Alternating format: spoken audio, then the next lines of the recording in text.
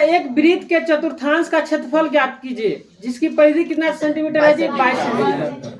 वृत्त के चतुर्थांश का क्षेत्रफल ज्ञात करना। तो वृत्त के चतुर्थांश का मतलब ये चतुर्थांश का होता है, ये समझे। ये वृत्त है, ठीक है।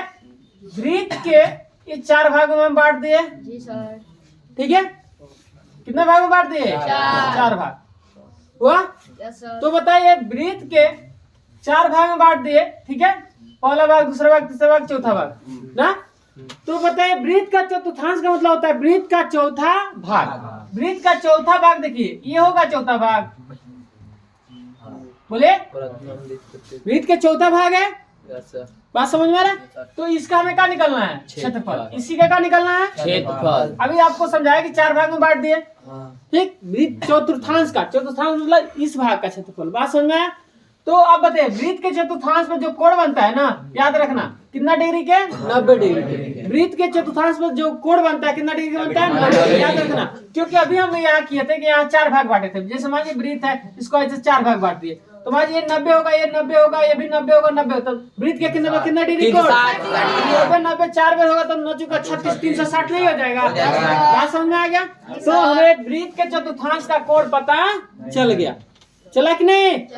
कितना डिग्री? 90 डिग्री। तो इसी का क्या निकालना है जी? क्षेत्रफल। बताइए त्रिज्या खंड के आकार का हो रहा है कि नहीं हो रहा है? हो रहा है ना। तो हम एक और चीज दिया है, वृत्त के परिधि। क्या दिया जी? वृत्त की परिधि। डायरेक्ट बना देते, कोई दिक्कत? वृत्त की परिधि हमें क्या किया है? दिया है। तो वृत्त की परिधि कितना दिया जी? 22 सेंटीमीटर। वृत्त की परिधि सबको पता है क्या होती है? 2 पाई r बराबर 22 सेंटीमीटर। अब बताइए r पता है इसमें? त्रिज्या दिया है? नहीं।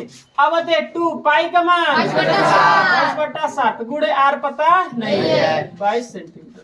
अरे समझ में? 22 गुना कितना होगा? 44/7 हाँ गुणे r बराबर 22 सेंटीमीटर। कोई दिक्कत? r लेंगे तो नीचे जाएगा भाग में, 22 बटा का हो जाएगा 44/7 होगा इसे, बोले। तो जब हम r बराबर करेंगे तो 22 बटा का हो जाएगा 44 गुणे ऊपर 7 चल जाएगा। कोई दिक्कत?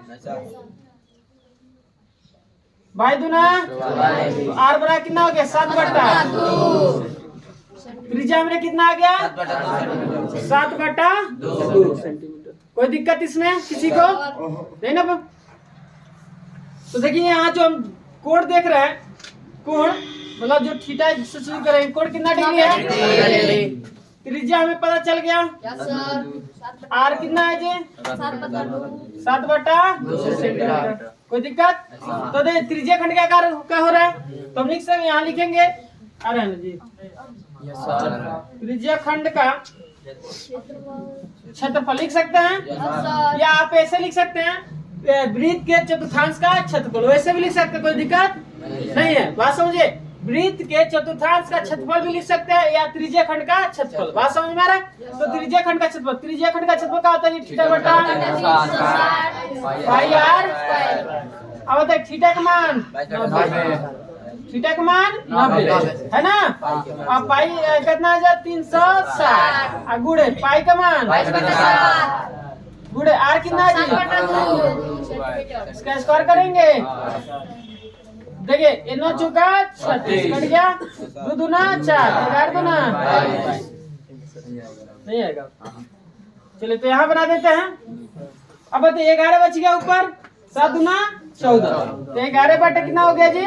14 ना गुड़े अरे 7 के स्क्वायर का होगा 49, 7 के स्क्वायर 49 बटा 2 के स्क्वायर का होगा 4 cm स्क्वायर। अरे समझ में? अब देख 7 दूना 2 सत्ते कितना? 2 सत्ते 14 7 से 49, 11 सत्ते 77 और 4 दूना 8 कितना cm स्क्वायर। देखिए कैसा दिया है, यही दिया है कि पूर्णांक तोड़ा है कि दशमलव में दिया, देख लीजिए घटा में दिया है।